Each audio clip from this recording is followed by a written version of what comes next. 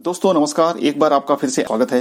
हम डिस्कस कर रहे हैं इस कोर्स में मैथ्स की पेडागोजी पर। तो चलिए पहले देख लेते हैं कंटेंट्स क्या क्या है। इसके पहले के लेसन में हमने गणित शिक्षण यानी कि पेडागोजी मैथ्स क्या होती है इस पर बात की थी, और पेडागोजी का इस्तेमाल कहाँ कहाँ होता है, यार ये क्या चीज है, इस पर भी हमने बात की थी। चलिए अब देखते हैं according to content of given pedagogy syllabus of MPTET and other TET exams, लगभग सभी में सेम होते हैं। तो चलिए देखते हैं गणित शिक्षण द्वारा चिंतन एवं तर्क शक्ति का विकास कैसे होता है, भाई लॉजिकल पावर कैसे बढ़ती है, इसमें थिंकिंग पावर कैसे बढ़ती है, और इसके साथ में यदि समय रहा तो गणित का स्थान पाठ्यक्रम में क्या होता है, जो स्कूली पाठ्यक्रम में जो मैथ्स रखा जाता है उसका क्या इंपॉर्टेंस है और क्यों रखा जाता है। तो चलिए शुरुआत करें।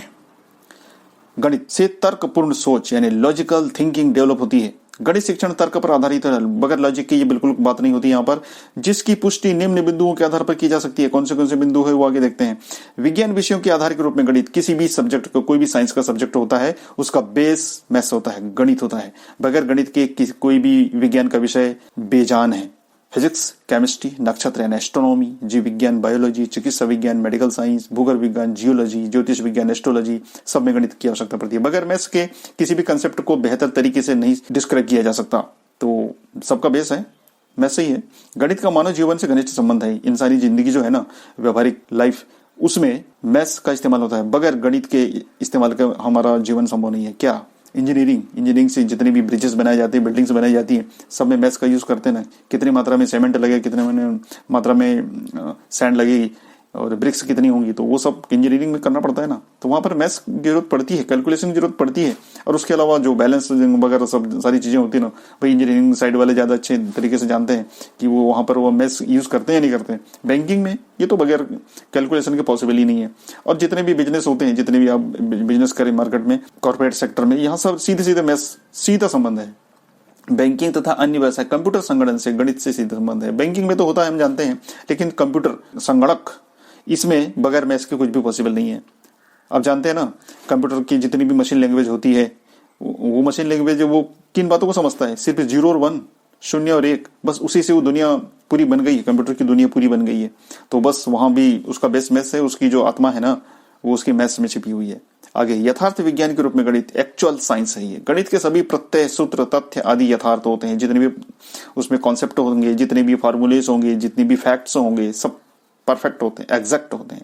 इसमें कहीं कोई संदेह की कोई बात नहीं होती। जैसे एक एग्जांपल देख रहे हैं आप यहाँ पे, 4 × 4 = 16।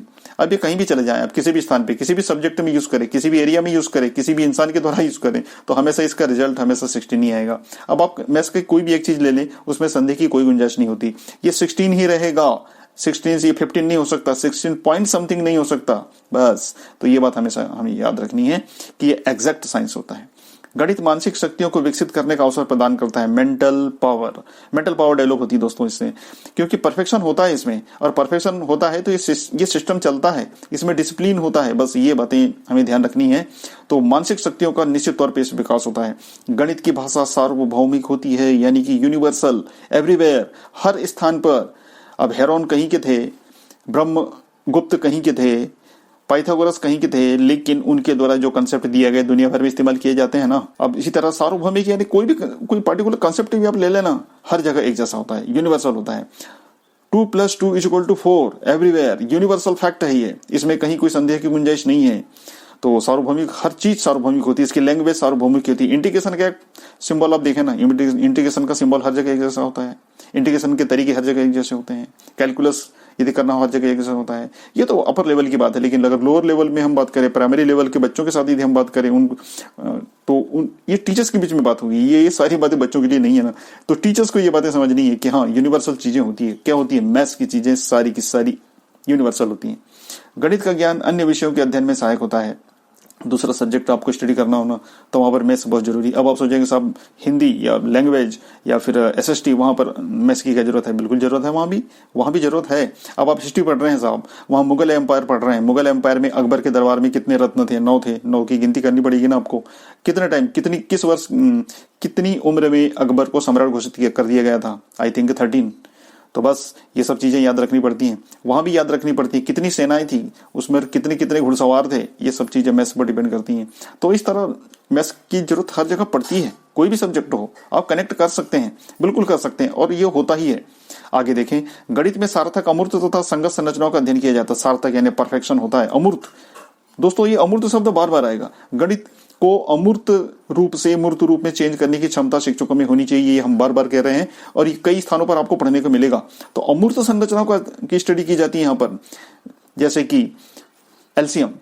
एलसीएम डायरेक्ट अगर कोई सामने आता है, लघुत्तम समापवर्ती निकालना है, तो ये अमूर्त संरचना है। लेकिन जब इसको रियल फील्ड में इस्तेमाल करते हैं ना, कुछ संख्याएं दे दी जाती है ना, तब उसकी वास्तविकता समझ में आती है कि हाँ भाई एलसीएम क्यों निकाला गया। जब हम उसके एप्लीकेबल उसके न्यूमेरल्स करते हैं, प्रश्नों को हल करते हैं, तब बात समझ में आती है कि हाँ ये अमूर्त संरचना थी जिसको हमने मूर्त में चेंज किया। पिता पुत्र की उम्र का इतने अधिक था, तो बताइए पुत्र की उम्र कितनी थी, वो अमूर्त संरचना थी। वहां पर हमने क्या किया, रियल फील्ड में चेंज किया, मूर्त बनाया और पिता पुत्र की उम्र निकाली, तो भाई वहां तो इस्तेमाल होता है ना, तो बस अमूर्त से मूर्त में चेंज करते हैं। संगत संरचना, बिल्कुल इक्विवेलेंस स्ट्रक्चर्स, उसकी स्टडी की जाती है। गणित समूहों, समुच्चय तथा संरचनाओं का अध्ययन है। सेट्स, आप देखते होंगे मैथ्स के अलग अलग चैप्टर्स होते हैं, अलग अलग चैप्टर्स को एक साथ पढ़ा जाता है। ज्योमेट्री पढ़ना शुरू करना है तो लाइन से शुरू करते हैं, पॉइंट से शुरू करते हैं, बिंदु से शुरू करते हैं, और वो लगातार हम उसके आधार पर आगे बढ़ जाते हैं।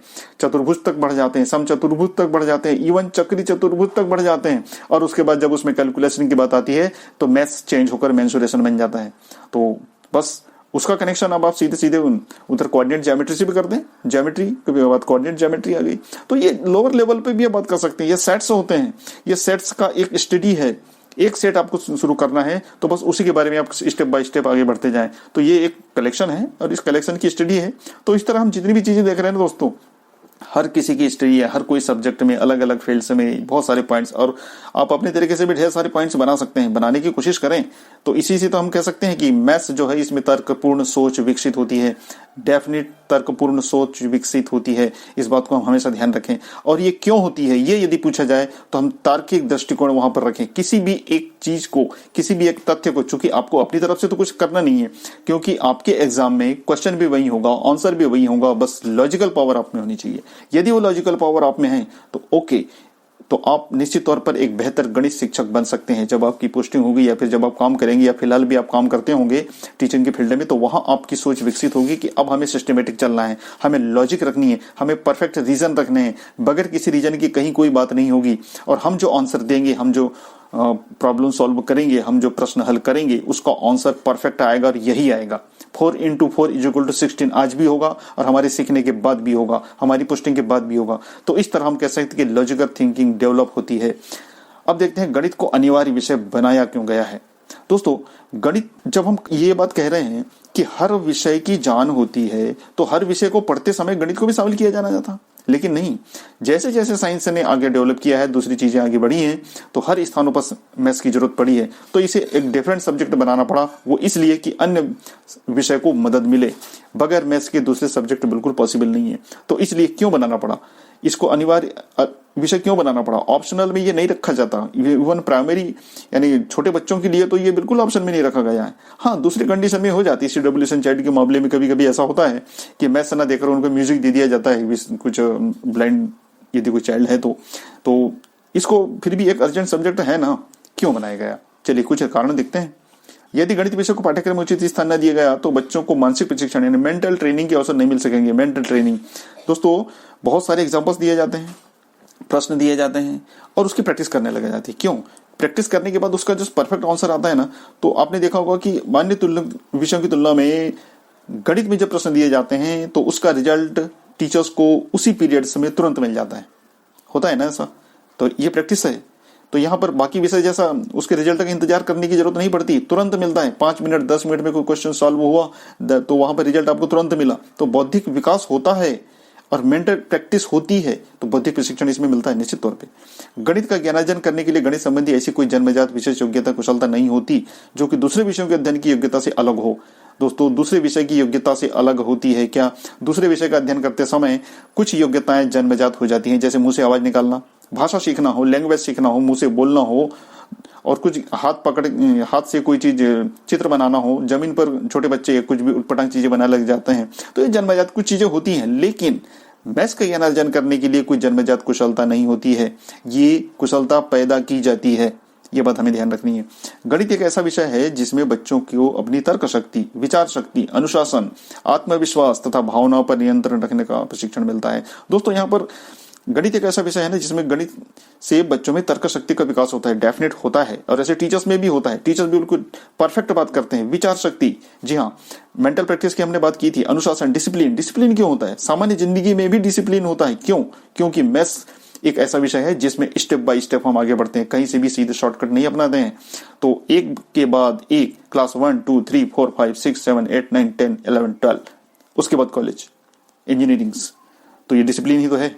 और ये सामान्य जिंदगी में डिसिप्लिन होता है। हर टीचर्स की लाइफ में डिसिप्लिन होना चाहिए। और मैं ये समझता हूं कि यदि आप मैथ्स टीचर बनना चाहते हैं और यदि आप मैथ्स टीचर हैं तो निश्चित तौर पर आपकी लाइफ में डिसिप्लिन होगा। लेकिन यदि डिसिप्लिन नहीं है तो आप हौच पौच हो जाएंगे, कभी कोई चीज पढ़ेंगे, कभी कोई टॉपिक पढ़ेंगे। इसलिए आप भी कोशिश करें कि आप किसी कॉम्पिटिशन की तैयारी कर रहे हैं अथवा आप टीचिंग जॉब में जाना चाहते हैं तो वहां एक के बाद एक स्टेप्स आगे बढ़ते जाएं। हमने भी कोर्सेज एक के बाद एक लगातार आगे बढ़ाने की कोशिश की है। ये सब कारण है मैथ्स के कारण। आत्मविश्वास, कॉन्फिडेंस पैदा होता है।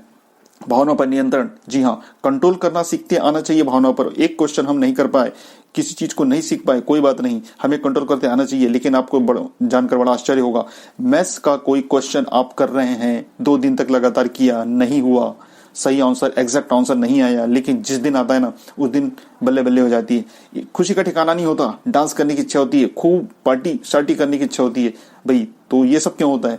ये सब होता है सिस्टम के कारण, डिसिप्लिन के कारण। और उसके बाद हम अपने आप पर कंट्रोल करना भी सीख जाते हैं कि भाई हमें ओवर रिएक्ट नहीं करना है, हमें अपनी भावनाओं पर कंट्रोल करना है कि हाँ, यदि कोई ऐसी बात सामने है और कोई यदि कह रहा है, हमारे टीचर्स कह रहे हैं कि हाँ इसका आंसर एग्जैक्ट आएगा तो आएगा, प्रैक्टिस करें, बिल्कुल होगा।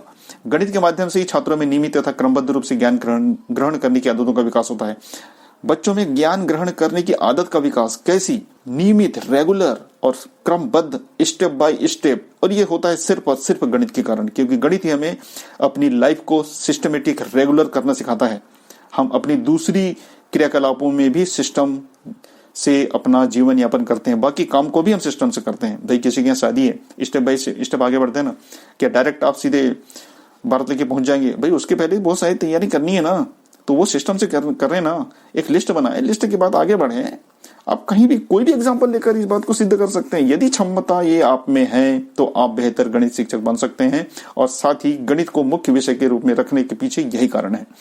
प्रत्येक विषय के अध्ययन में गणित के ज्ञान का प्रत्यक्ष अथवा अप्रत्यक्ष रूप से आवश्यकता पड़ती है। बिल्कुल, कुछ चीजें प्रत्यक्ष नजर आती हैं, कुछ चीजें प्रत्यक्ष नजर नहीं आती, लेकिन होती जरूर है।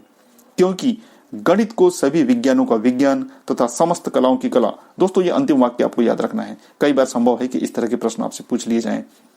गणित को सभी विज्ञान का विज्ञान, यानी maths is the science of sciences, और समस्त कलाओं की कला, maths is an art of arts. तो ये अंतिम वाक्य आप याद रखें। तो इस तरह सभी विज्ञानों का विज्ञान है, सभी कलाओं की कला है। तो ये बातें हम याद रखें। तो गणित को अनिवार्य विषय इसी कारण बनाया गया है कि गणित को करने के बाद में हमें दूसरे विषय को अच्छी तरह स्टडी करने में मदद मिलती है। तो इसलिए इसको मुख्य विषय बनाया गया है। तो दोस्तों अभी हमने मैथ्स के संबंध में जितनी भी बातें की ना, आप इन बातों को रिवाइज करें, पेपर पेन लें और कुछ पॉइंट्स लिखने की कोशिश करें। हमेशा ये ना करें कि बस आपके सामने ढेर सारे क्वेश्चन हैं, क्वेश्चन सॉल्व करते जा रहे हैं, ऐसा नहीं। उनके पहले आप इस तरह की डिटेल पढ़ें, खुद भी कुछ लिखें। हो सकता है वो गलत हो, कोई प्रॉब्लम नहीं, लेकिन यदि आप बार बार लिखते हैं, सिस्टमेटिक तरीके से लिखते हैं, एक के बाद एक लिखते हैं, तो आपके द्वारा भी बहुत सारी नई बातें सामने आएंगी और डेफिनेट आती हैं। हमने भी ऐसा कई बार कोशिश की है। तो दोस्तों हम मैथ्स पेडागोजी के दूसरे कंटेंट्स पर बात करेंगे अगले लेसन में। बने रहिए हमारे साथ। नमस्कार, जय हिंद।